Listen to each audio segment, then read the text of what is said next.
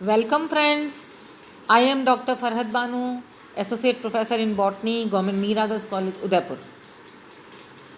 In last two lecture we have studied about population ecology. This is the last lecture, part third.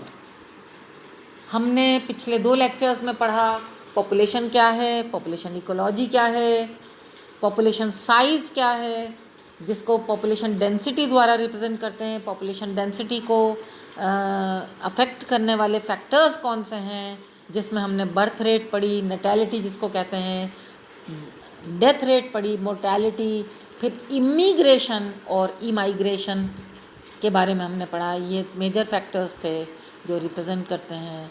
Population growth क्या है। अब आज हम पढ़ेंगे कि पॉपुलेशन जो ग्रोथ है उसको हम, उसके पैटर्न को, उसके मेथड को, उसके तरीक़े को हम किस प्रकार समझें। तो हम दो मेजर कर्व्स के हिसाब से इसको समझते हैं। पहला है एक्सपोनेंशियल और दूसरा है लॉजिस्टिक। एक्सपोनेंशियल मतलब हम ये कह सकते हैं कि population can grow exponentially. Exponential जो वर्ड है वो मैथमेटिक्स का वर्ड है। एक्सपोनेंशियल मीन्स मल्टीपल्स में, जैसे 10 की घात 5, 10⁻⁵। तो यहाँ 5 जो है वो एक्सपोनेंट कहलाता है, एक्सपोनेंट कहलाता है। अब एक्सपोनेंशियल ग्रोथ में हम ये देख सकते हैं कि जे शेप का कर्व बनता है, यानी अचानक बहुत तेज़ी से ग्रोथ होती है, एक एक्सप्लोजन होता है पॉपुलेशन का। और ये तब हो सकता है जब हमारा एनवायरनमेंट सैचुरेटेड नहीं है। ये तब हो सकता है जब संसाधनों की कमी नहीं है। ये तब हो सकता है जब स्पेस अवेलेबल है।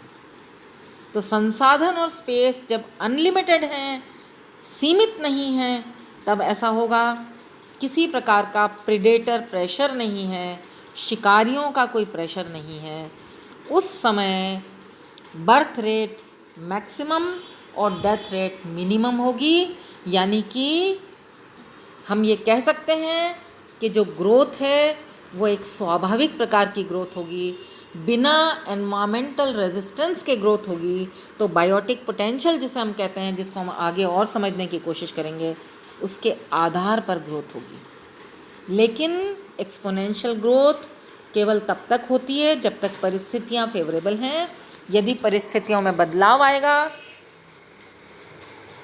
मतलब change in conditions can lead to sudden crash, तो अचानक क्रैश हो जाता है इस पॉपुलेशन में।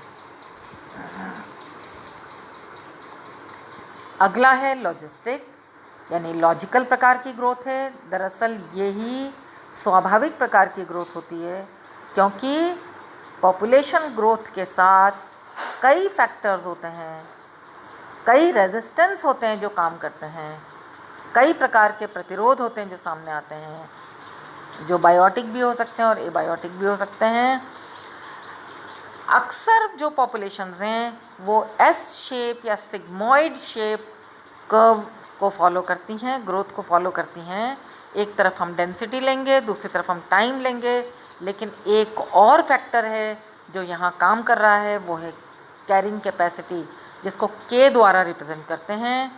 कैरिंग कैपेसिटी के यानी प्रकृति की जो ज़रूरतों को फुलफ़िल करने की कैपेबिलिटी होती है, वो उसकी कैरिंग कैपेसिटी है। कैरिंग कैपेसिटी जब अपने अंतिम चरम पर पहुंचती है तो एक चेक पॉइंट होता है वो, और उस चेक पॉइंट के आगे उसकी बियर करने की क्षमता ख़त्म हो जाती है। पॉपुलेशन तब बढ़ नहीं सकती है, तब पॉपुलेशन को स्टेबल होना पड़ता है। अब अगर पॉपुलेशन इससे एक्सीड करेगी तो कंपटीशन बहुत बड़े लेवल पर, बड़े पैमाने पर शुरू हो जाएगा, और वहाँ फिर वो स्टेबल कर देगा पॉपुलेशन को। तो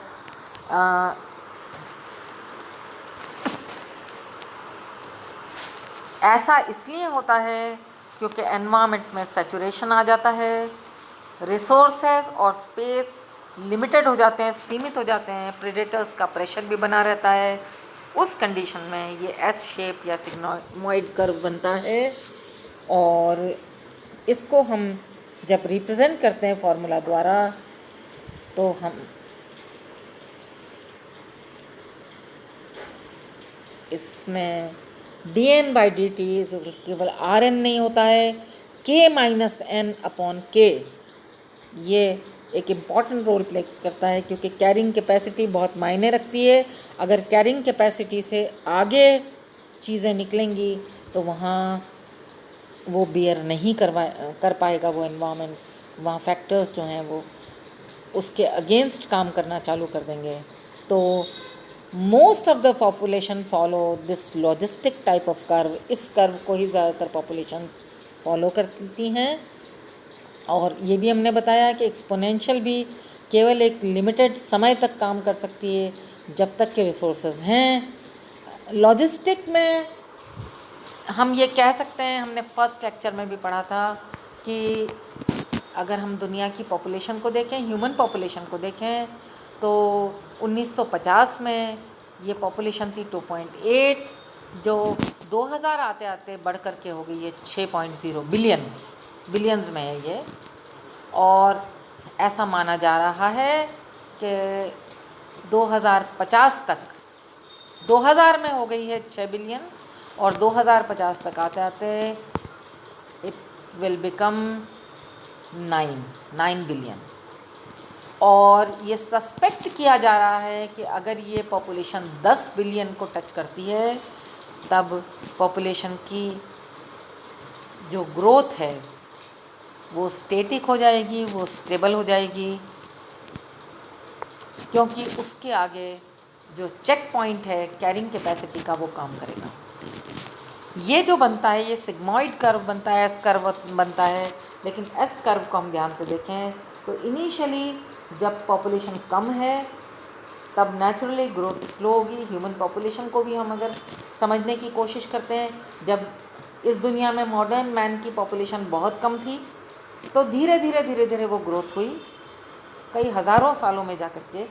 लेकिन जब ऑर्गेनिजम्स की संख्या, ह्यूमंस की संख्या अधिक हो गई तब एक्सेलरेशन हो गया, और उसके बाद स्लो होना ही पड़ेगा, क्योंकि उसके बाद स्टेटिक होने की नौबत है, तब नहीं बढ़ पाएगी पॉपुलेशन। अब हम बात करते हैं सेक्स रेशो की। मेल्स और फीमेल्स का पॉपुलेशन में जो रेशो है उसको हम सेक्स रेशो कहते हैं। इसको हम काउंट करते हैं नंबर ऑफ़ फीमेल्स और नंबर ऑफ़ 1000 मेल्स के ऊपर। 1000 मेल्स पर कितने फीमेल्स की संख्या है, ये जो रेशो है ये सेक्स रेशो है। और ये किसी भी पॉपुलेशन का एक स्पेशल फीचर होता है जिसका बहुत इम्पॉर्टेंट रोल होता है पॉपुलेशन के डेवलपमेंट में। ये जो सेक्स रेशो है ये डिपेंड करता है कि इन सेक्सेस की बर्थ रेट क्या है, डेथ रेट क्या है, फिर माइग्रेशंस की रेट क्या है। Most of the sexual reproduction species अगर देखें तो उनमें जो रेशो है वो 1:1 का होता है। मनुष्य की पॉपुलेशन से समझा जाए तो हम ये कहते हैं कि कई स्टेट्स हमारे ऐसे हैं भारत के जिनमें 800 कुछ महिलाएं हैं 1000 पुरुषों पर इसके लिए जो रिस्पॉन्सिबल हैं वो हमारे सामाजिक फैक्टर्स हैं, सामाजिक कारक हैं। महिला को दोयम दर्जे का समझना, उसको एक बोझ समझना, जिसके कारण फीमेल इन्फेंटिसाइड बहुत काम किए हैं उन्होंने, जो कुछ दशक तक हमारी पॉपुलेशन को, उसके ग्राफ को, उसकी डेमोग्राफी को बहुत बदल दिया, और उसके जो गलत नतीजे हैं, रिपरकशंस हैं, उनको हम भुगत रहे हैं। महिलाओं की संख्या पुरुषों के बनिस्बत बहुत कम हो गई। ये जो सेक्स रेशो है ये जितना हेल्दी होगा ह्यूमन पॉपुलेशन या कोई भी पॉपुलेशन उतनी ही ज़्यादा बेहतर तरीक़े से, ज़्यादा हेल्दी तरीक़े से ग्रो करेगी। अब कुछ ऑर्गेनिजम्स ऐसे हैं ख़ास तौर पे आर्थ्रोपोड्स में जो डेविएट करते हैं, चाहे पीरियडिकली या परमानेंटली, इससे पार्थेनोजेनिक स्पीशीज़ हैं अगर तो वो नेचुरली उनमें सेक्स रेशो 1:1 का नहीं रहता। कुछ जो पीरियोडिकल मैटिंग टाइप्स हैं, एफिड्स हैं, चाहे यूसोशल वास्प हैं, जो ततैये हैं हमारे, जो मधुमक्खियाँ हैं, जो चींटियाँ हैं, टर्माइट्स हैं, उनमें तो कई कॉलोनीज़ में जो फीमेल्स की संख्या है वो बहुत कम होती है मेल्स के बनिस्बत। ये उनका अपना एक बायोलॉजिकल जो इवोल्यूशन है वो है। लेकिन मनुष्य के संदर्भ में sex ratio, healthy sex ratio तभी होगा जब 1:1 का रेशो होगा वो, क्योंकि बर्थ रेट जो है उसमें महिला और पुरुष में बहुत ज़्यादा अंतर नहीं है। और जो सस्टेनेबिलिटी है, यानी कि कई ऐसी स्थितियां हैं, परिस्थितियां हैं हमारे देश में जिनके कारण महिलाओं को उचित पोषण नहीं मिल पाता है, महिलाओं की हेल्थ से संबंधित बीमारियों का इलाज नहीं हो पाता है, जल्दी शादी, जल्दी माँ बनना, इन सब के कारण महिलाओं की जो तादाद है वो पुरुषों के बनिस्बत थोड़ी सी कम हो जाती है। अब बात करते हैं हम बायोटिक पोटेंशियल की। इसको हमने जिक्र उसका किया था ग्रोथ कर्व के तहत, एक्सपोनेंशियल ग्रोथ कर्व के तहत। हम ये कहेंगे कि किसी भी पॉपुलेशन को सस्टेन करने की, जो मैक्सिमम अमाउंट ऑफ ग्रोथ को सस्टेन करने की जो उसकी अपनी इंट्रिंसिक कैपेसिटी है, उसका स्वाभाविक लक्षण है, वो बायोटिक पोटेंशियल है। इसको हम इस प्रकार समझें, मान लीजिए एक एलिगेटर ने एक समय में 6 अंडे दिए हैं। एक रिप्रोडक्शन के समय 6 अंडे अगर उसने दिए हैं और वो 6 ही अंडे बच्चों में तब्दील होते हैं, हैचिंग होती है उनकी, और वो बच्चे जो हैं उनको एनवायरमेंट रेजिस्टेंस नहीं मिलता, और एनवायरमेंटल रेजिस्टेंस नहीं मिलने के कारण वो 6 ही अंडों से 6 एडल्ट बन जाते हैं बच्चे। हम ये कहेंगे कि जो एलिगेटर की पॉपुलेशन है वो अपनी बायोटिक पोटेंशियल के अनुसार ग्रो कर रही है। तो एक स्पीशीज़ की यदि birth rate maximum birth rate है और डेथ रेट मिनिमम पर है, तो हम ये कहेंगे कि ये वाइटल इंडेक्स है, उसका हाईएस्ट पॉसिबल वाइटल इंडेक्स है, जो उसकी एक इंट्रिंसिक कैपेसिटी है।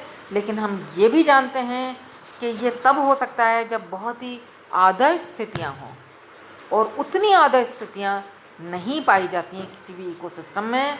बहुत सारा तरह के कॉन्स्ट्रेंट्स काम करते हैं, बहुत तरह के प्रतिरोध काम करते हैं, एनवायरमेंटल रेजिस्टेंस काम करते हैं, चाहे वो एक स्पीशीज़ के अंदर कंपटीशन हो फूड रिसोर्सेज के लिए, स्पेस के लिए, शेल्टर के लिए, चाहे एक स्पीशीज़ की प्रतिस्पर्धा दूसरी स्पीशीज़ से हो, चाहे प्रीडेटर का प्रेशर हो, चाहे एनवायरमेंटल कंडीशंस जो एबायोटिक कंडीशंस हैं उनके लिए कंपटीशन हो। उसके कारण ये जो बायोटिक पोटेंशियल है उसको अचीव करना एक काल्पनिक सिचुएशन हो जाती है। सब ऑफस्प्रिंग्स सर्वाइव नहीं करते हैं, मैक्सिमम बर्थ रेट नहीं हो पाती है, डेथ रेट मिनिमम नहीं हो पाती है, क्योंकि कई और कारणों से डेथ हो जाती है ऑर्गेनिजम्स की। इस कारण से बायोटिक पोटेंशियल को कोई भी ऑर्गेनिज्म या वाइटल इंडेक्स को नहीं अचीव कर पाता है। अब बायोटिक पोटेंशियल दो प्रकार की पॉपुलेशन के बीच में बायोटिक पोटेंशियल की यदि हम बात करें तो ये कह सकते हैं कि जिनमें फर्टिलिटी ज़्यादा है, ज़्यादा अंडे या बच्चे पैदा होंगे, एक समय में ज़्यादा बच्चे पैदा होंगे, तो ज़्यादा पॉपुलेशन को बढ़ाने की जो अपनी उसकी कैपेबिलिटी है, तो उस ऑर्गेनिजम्स में या उस पॉपुलेशन का बायोटिक पोटेंशियल ज़्यादा होगा। तो बायोटिक पोटेंशियल किन पॉपुलेशंस का ज़्यादा होगा? जहाँ हाई फर्टिलिटी रेट है और जहाँ ऑफस्प्रिंग्स जो हैं उनकी संख्या ज़्यादा है। रिप्रोडक्टिव साइकिल में रिप्रोडक्शन बार बार होता है, जल्दी जल्दी होता है, कम समय की प्रेगनेंसी होती है, तो उस समय हम कहेंगे कि बायोटिक पोटेंशियल उसका दूसरे के रिलेशन में ज़्यादा है।